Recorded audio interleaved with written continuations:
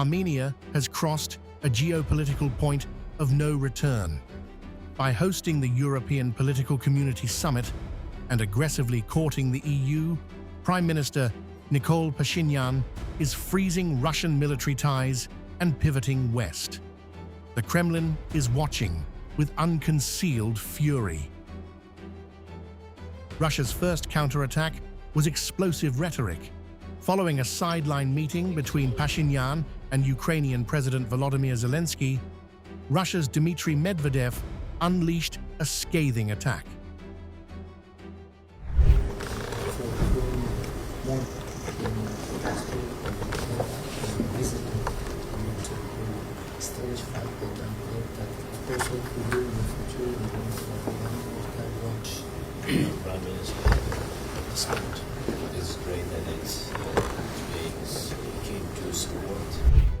On Telegram, Medvedev branded the two leaders brainless Russophobes. He mocked their English, claiming they'd soon go back to wagging their tongues in Russian, and joked Donald Trump should give them an English exam. Here is the full meeting video. But the real danger comes from Vladimir Putin. Putin recently issued a veiled economic ultimatum, warning Pashinyan that Armenia cannot pursue EU membership while staying in the Russian-led Eurasian Economic Union and receiving dirt-cheap Russian gas.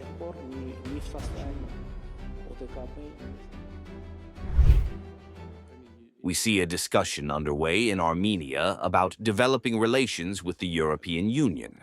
We are completely relaxed about this. We understand that any country seeks maximum benefits from cooperation with third countries. But this should be obvious and should be stated frankly, up front, so to speak. Being in the customs union with the European Union and the Eurasian Economic Community is impossible. Pashinyan's pivot is also sparking fires at home. Zelensky's arrival in Yerevan triggered fierce protests. Traumatized by the recent loss of Nagorno-Karabakh, demonstrators clashed with pro-Western activists, tearing down Ukrainian flags and calling the Ukrainian president a dangerous symbol of war. We do not want to see leaders like Zelensky on Armenian soil at all, because he has led his people into such tragic events and circumstances. No cutaways at source. We have a positive attitude toward the Ukrainian people. We have had good relations with them for decades and centuries. In this case, however, we are speaking out against a particular leader. Wherever he may be, he is a symbol of war. We would prefer not to see him in Armenia.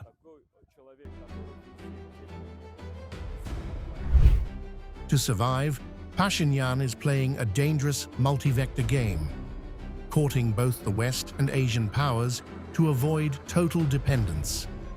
With elections looming in June, the question is, can Western support arrive fast enough, or will Russian economic retaliation and domestic fractures tear Armenia apart first?